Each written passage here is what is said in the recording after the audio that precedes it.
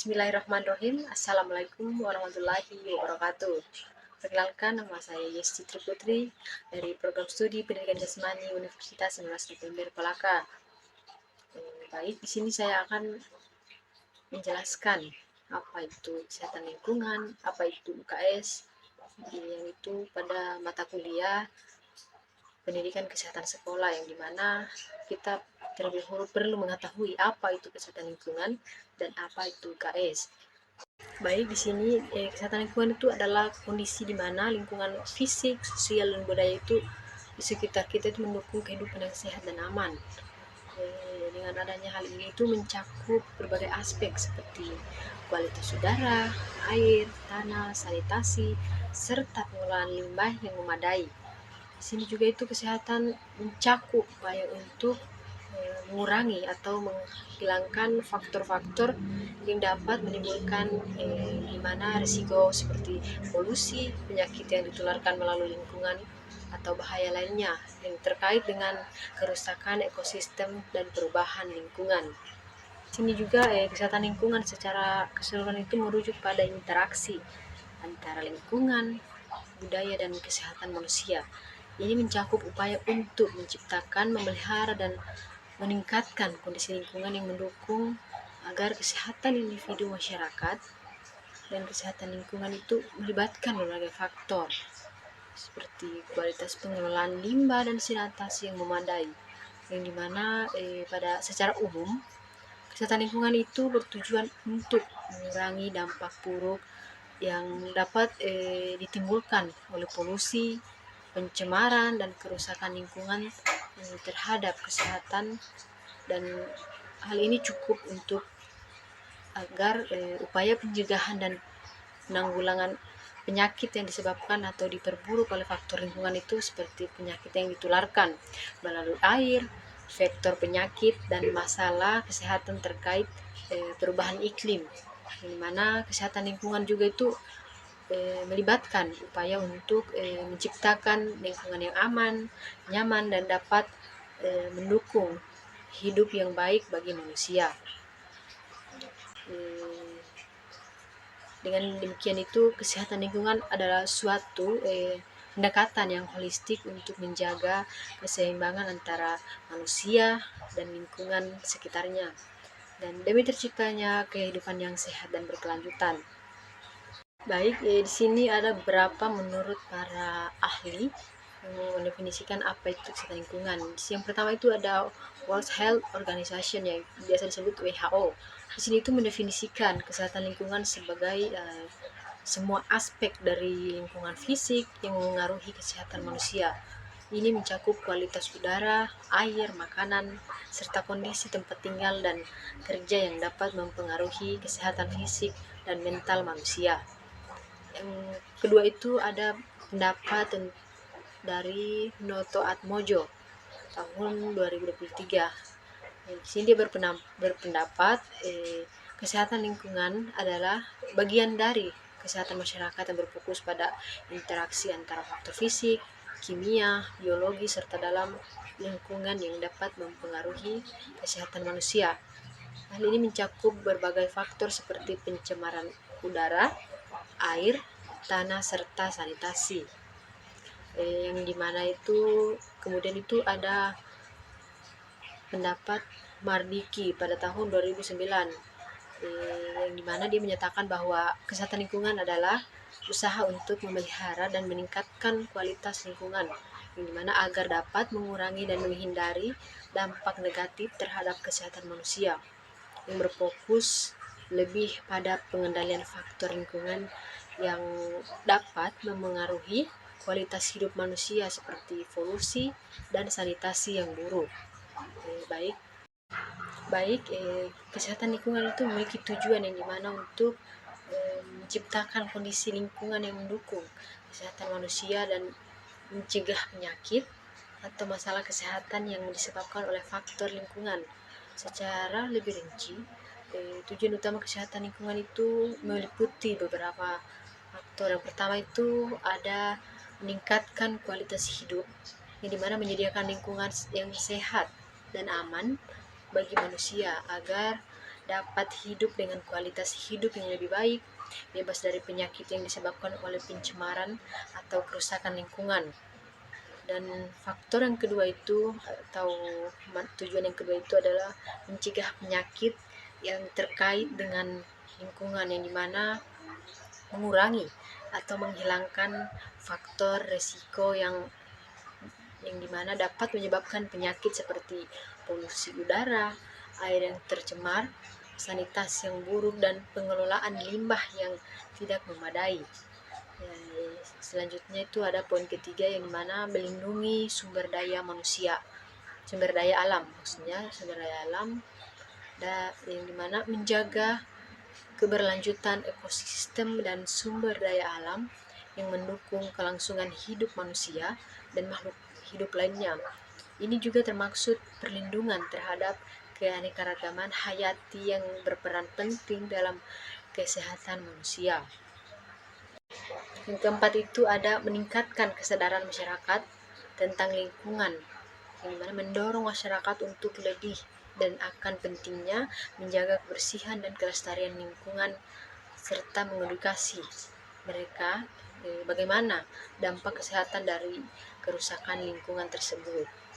Poin selanjutnya itu, atau yang kelima, yang dimana mengurangi dampak polusi dan kerusakan lingkungan, yang dimana itu kita perlu mengendalikan dan mengurangi polusi udara, air, dan tanah yang dapat menurunkan kualitas kesehatan manusia dan makhluk hidup lainnya. Selanjutnya itu ada poin keenam, yang dimana kita perlu mendorong pengelolaan lingkungan yang berkelanjutan dan mengembangkan kebijakan dan praktik pengelolaan lingkungan yang berkelanjutan untuk kita dapat memastikan keberlanjutan sumber daya alam dan menciptakan lingkungan yang sehat di masa depan. Dengan mencapai tujuan-tujuan tersebut, kesehatan lingkungan berperan penting dalam menciptakan masyarakat yang lebih sehat dan lingkungan yang lebih lestari, yang mendukung kesejahteraan generasi sekarang dan yang akan datang. Baik, selanjutnya adalah manfaat kesehatan lingkungan.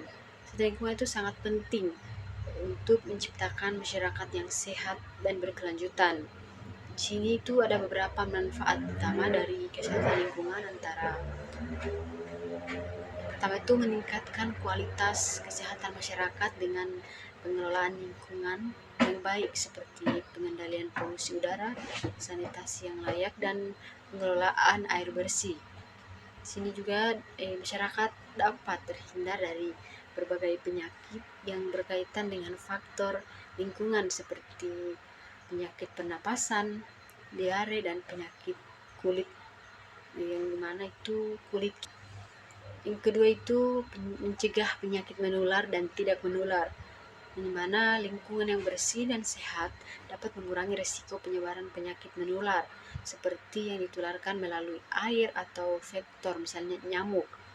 Dan selain itu, mengurangi paparan polusi juga itu membantu kita untuk mencegah penyakit tidak menular seperti asma, kanker, dan penyakit jantung.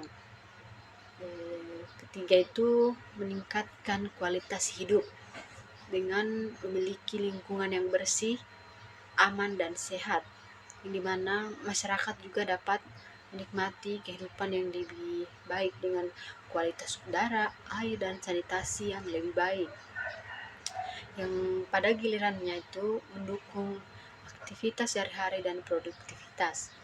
Poin keempat itu ada menurunkan beban ekonomi, mengurangi pencemaran dan kerusakan lingkungan yang dapat menurunkan biaya yang timbul akibat pengobatan penyakit yang terkait dengan lingkungan yang buruk, seperti biaya untuk perbaikan kerusakan lingkungan.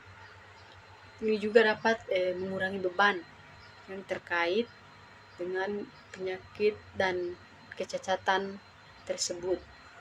Di sini ada poin kelima, yang dimana kita perlu melindungi sumber daya alam dan keanekaragaman hayati. Kesehatan lingkungan tidak hanya berfokus pada kesehatan manusia, tetapi juga pada kelestarian sumber daya alam dan keanekaragaman hayati.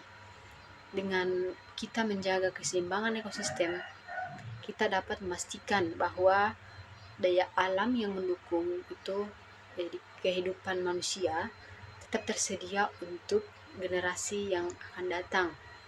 Di sini kita beberapa cara mengatasi masalah kesehatan lingkungan yang dimana memerlukan pendekatan yang komprehensif dan melibatkan berbagai pihak, baik pemerintah, masyarakat maupun sektor swasta. Berikut adalah beberapa cara yang dapat dilakukan untuk mengatasi isu-isu terkait kesehatan lingkungan.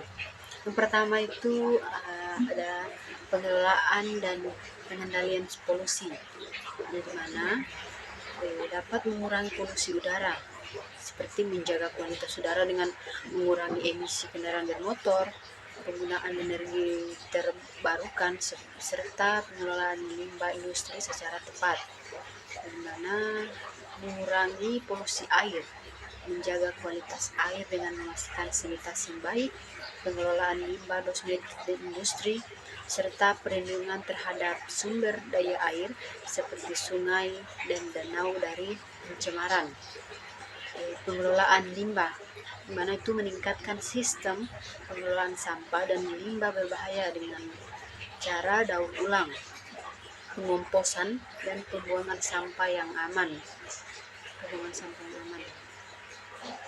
Poin yang kedua, ada penyediaan infrastruktur sanitasi dan air bersih, di mana itu air bersih, meningkatkan akses masyarakat terhadap air bersih yang aman dan higienis, serta menjaga kualitas sumber air.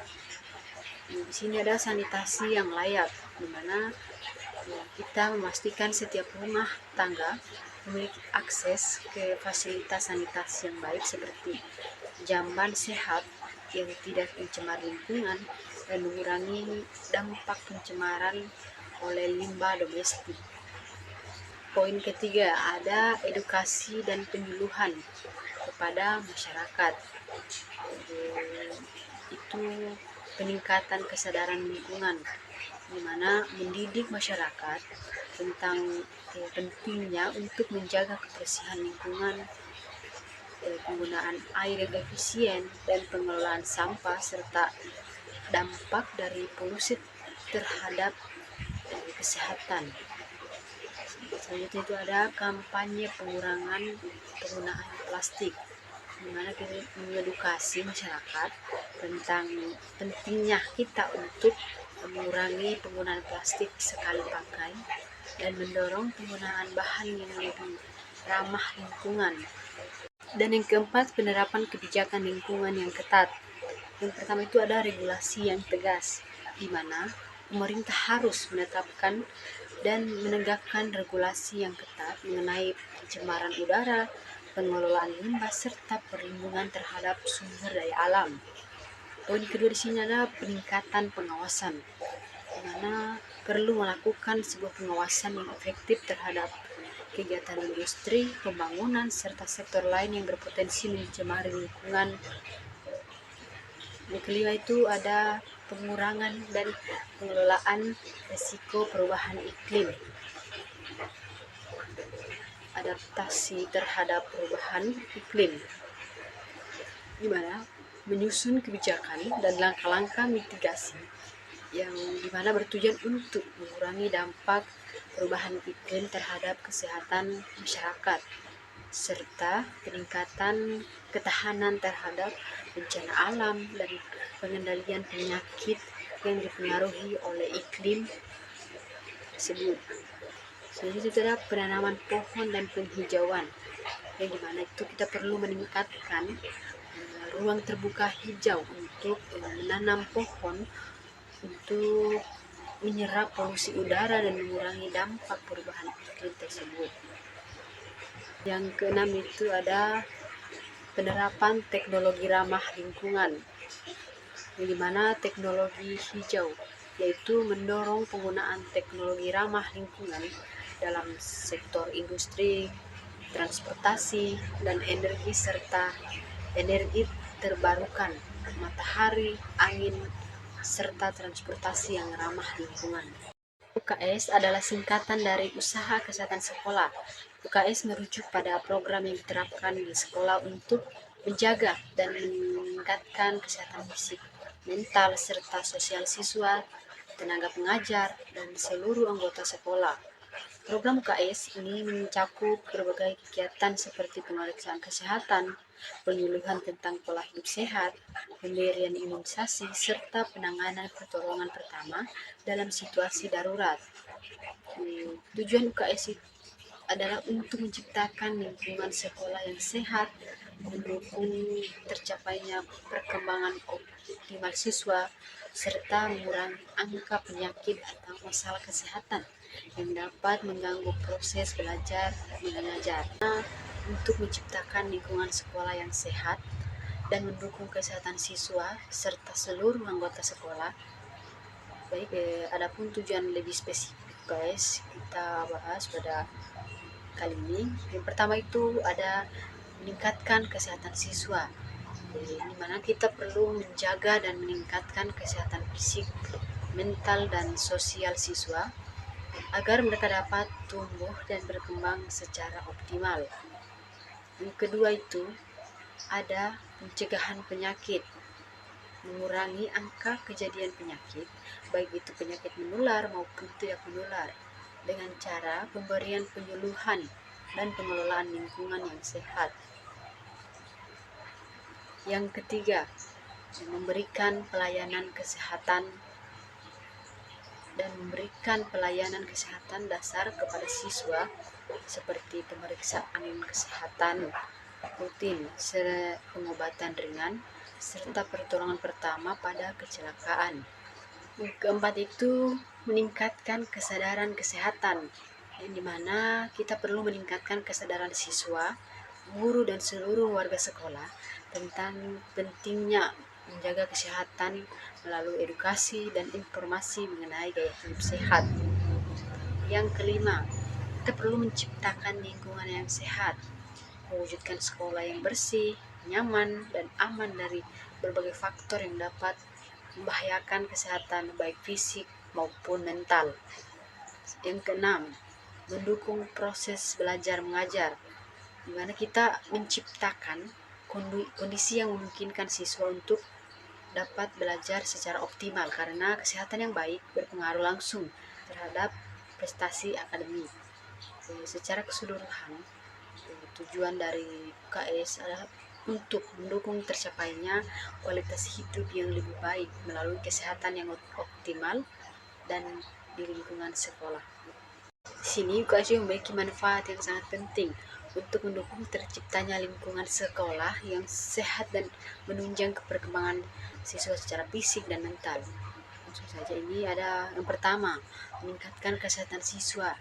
UKS membantu menjaga kesehatan siswa dengan memberikan layanan pemeriksaan kesehatan, pengobatan ringan, dan penyuluhan kesehatan. Ini berkontribusi pada peningkatan kesejahteraan fisik dan mental siswa. Yang kedua ada mencegah penyakit. Dengan adanya program UKS, siswa dapat informasi dan tindakan pencegahan terkait penyakit seperti pola hidup sehat, kebersihan diri, vaksinasi, dan pengelolaan lingkungan yang sehat yang dapat mengurangi penyebaran penyakit di sekolah. Yang ketiga ada mengurangi keterlambatan dan absensi. Dengan menjaga kesehatan siswa, UKS dapat mengurangi jumlah siswa yang absen atau terlambat karena sakit, sehingga proses belajar mengajar lebih lancar. Yang keempat, meningkatkan kualitas pendidikan. Lingkungan sekolah yang sehat dan siswa yang sehat dapat meningkatkan konsentrasi dan kemampuan belajar. Ini berdampak pada peningkatan prestasi akademis siswa. Yang kelima itu meningkatkan kesadaran kesehatan. UKS memberikan edukasi tentang pentingnya menjaga kesehatan, kebersihan, pola hidup sehat kepada siswa, guru, dan seluruh warga sekolah yang dapat diterapkan dalam kehidupan sehari-hari. Yang keenam, mengurangi kecelakaan dan cedera. UKS juga berfungsi dalam memberikan pertolongan pertama pada kecelakaan di sekolah serta melakukan tindakan preventif terhadap potensi bahaya yang dapat terjadi seperti di laboratorium, area olahraga, lingkungan sekolah, dan lain-lainnya.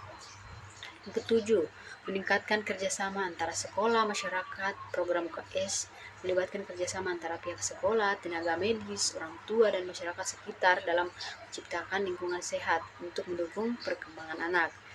Yang kedelapan itu ada mendukung kesehatan mental.